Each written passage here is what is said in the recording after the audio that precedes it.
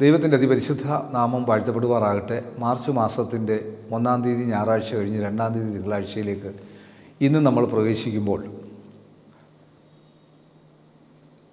നോമ്പിലൂടെ കനാനിൽ പ്രവേശിക്കുന്ന ഈ അനുഗ്രഹീതമായ അവസ്ഥ നമ്മൾ സ്വാധീനമാക്കി മുൻപോട്ട് നീങ്ങുവാൻ ദൈവത്തിൻ്റെ പരിശുദ്ധാത്മാവ് നമ്മളേവർക്കും സഹായിക്കട്ടെ. 13-ാം അധ്യായത്തിൽ യഹോവ പിന്നെയും മോശയോട് ഇസ്രായേൽ മക്കളുടെ ഇടയിൽ മനുഷ്യരിലും മൃഗങ്ങളിലും കടിഞ്ഞൂലായി പറക്കുന്നതിനെയൊക്കെ എനിക്ക് ശുദ്ധീകരിക്കും, അതെനിക്കുള്ളതാവുന്നുവെന്ന് കൽപ്പിച്ചു. അപ്പോൾ മോശ ജനത്തോട് പറഞ്ഞത്, നിങ്ങൾ അടിമ വീടായി മിസ്രയീമിൽ നിന്ന് പുറപ്പെട്ടു പോകുന്ന ഈ ദിവസത്തെ ഓർത്തുകൊള്ളുവിൻ. യഹോവ ബലമുള്ള കൈകൊണ്ട് നിങ്ങളെ അവിടെ നിന്ന് പുറപ്പെടുവിച്ചു, അതുകൊണ്ട് പുളിപ്പില്ലാത്ത അപ്പം തിന്നരുത്. ആബീബ് മാസം ഈ തീയതി നിങ്ങൾ പുറപ്പെട്ടു പോന്നു.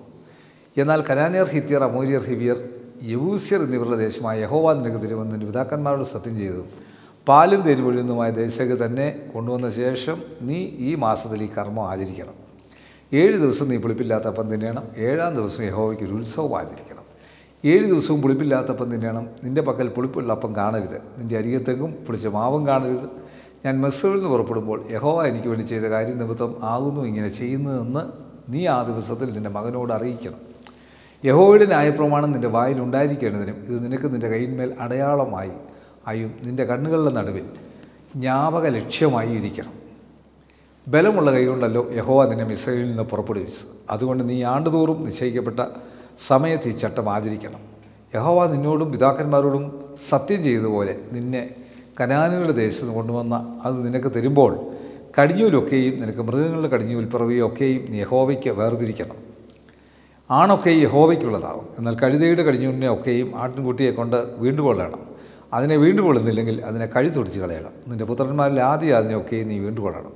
എന്നാൽ ഇത് എന്ത് എന്ന് നാളെ നിൻ്റെ മകൻ നിന്നോട് ചോദിക്കുമ്പോൾ യഹോവ ബലമുള്ള കൈകൊണ്ടും അടിമ വീടായ മിസ്രയീമിൽ നിന്ന് ഞങ്ങളെ പുറപ്പെടുവിച്ചു. ഫറവോൻ കഠിനപ്പെട്ട് ഞങ്ങളെ വിട്ടയക്കാതിരുന്നപ്പോൾ യഹോവ മിസ്രയീം ദേശത്ത് മനുഷ്യൻ്റെ കടിഞ്ഞൂൽ മുതൽ മൃഗത്തിൻ്റെ കടിഞ്ഞൂൽ വരെയും കടിഞ്ഞൂൽ പിറവിയൊക്കെയും കൊന്നുകളയും. അതുകൊണ്ട് കടിഞ്ഞൂലായ ആടിനെ ഒക്കെയും ഞാൻ യഹോവയ്ക്ക് യാഗം അർപ്പിക്കും.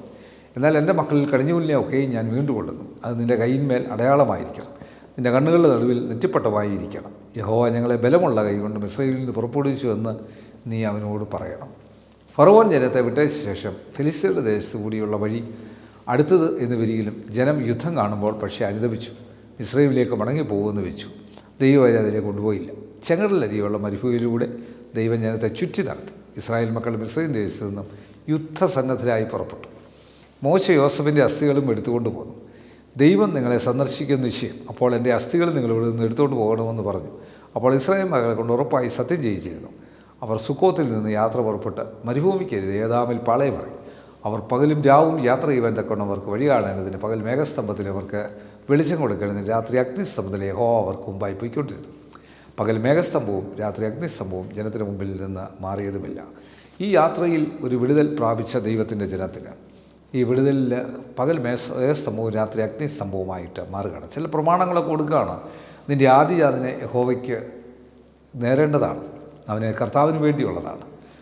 ദൈവം നമുക്ക് നൽകിയിരിക്കുന്ന ഭവനത്തിൽ നൽകിയിരിക്കുന്ന എല്ലാം ദൈവസന്നിധിയിൽ നമ്മൾ സമർപ്പിക്കേണ്ടതാണ്. മൃഗങ്ങളെ യാഗം കഴിക്കുന്ന കാര്യം അവിടെ പറഞ്ഞു. അതുകൊണ്ട് പെസഹായിലുള്ള യാത്ര ആരംഭിച്ചിരിക്കുമ്പോൾ ദൈവത്തിൻ്റെ ശക്തിയിലാണ് ഈ യാത്ര. അതുകൊണ്ട് ഞാൻ നിങ്ങൾ ഈ ഭൂമിയിലൂടെയുള്ള യാത്ര നമ്മുടെ യാത്രകളിൽ അപകടങ്ങളും അനർത്ഥങ്ങളും രോഗങ്ങളും ദുഃഖങ്ങളും ക്ലേശങ്ങളും ഭാരങ്ങളും ഉള്ള ലോകത്ത് ഈ മാർച്ച് മാസത്തിൻ്റെ 2-ാം തീയതി ഈ പ്രാരംഭ ദിവസങ്ങളിൽ തന്നെ ദൈവം നമ്മളെ നടത്തുന്നത്, ഈ നോമ്പുകാലത്ത് നടത്തുന്നത് ദൈവത്തിൻ്റെ ശക്തിയേറിയ കരം നമ്മളോടൊപ്പം ഉള്ളതുകൊണ്ടാണ്.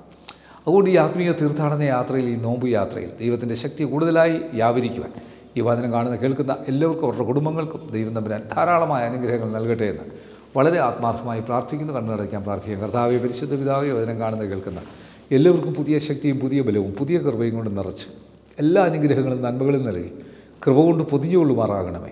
അതിനും കേൾക്കുന്ന എല്ലാ ഭവനങ്ങൾക്കും വലിയ വിടുതലായിരിക്കണമേ. ഈ ആത്മീയ തീർത്ഥാടന യാത്രയിൽ കർത്താവ് എൻ്റെ മക്കൾക്ക് പകൽ മേഘസ്തംഭവും രാത്രി അഗ്നിസ്തംഭവുമായിരിക്കണേ. വഴി നടത്തുന്ന കർത്താവിൻ്റെ ശക്തി കൂടെ ഉണ്ടായിരിക്കണം. യേശുവെ നന്ദി, യേശുവെ സ്തോത്രം, യേശുവെ ആരാധന, യേശുവെ മഹത്വം. യേശു മൂലം പ്രാർത്ഥന കേൾക്കണം നല്ല പിതാവേ, ആമേൻ. God bless you.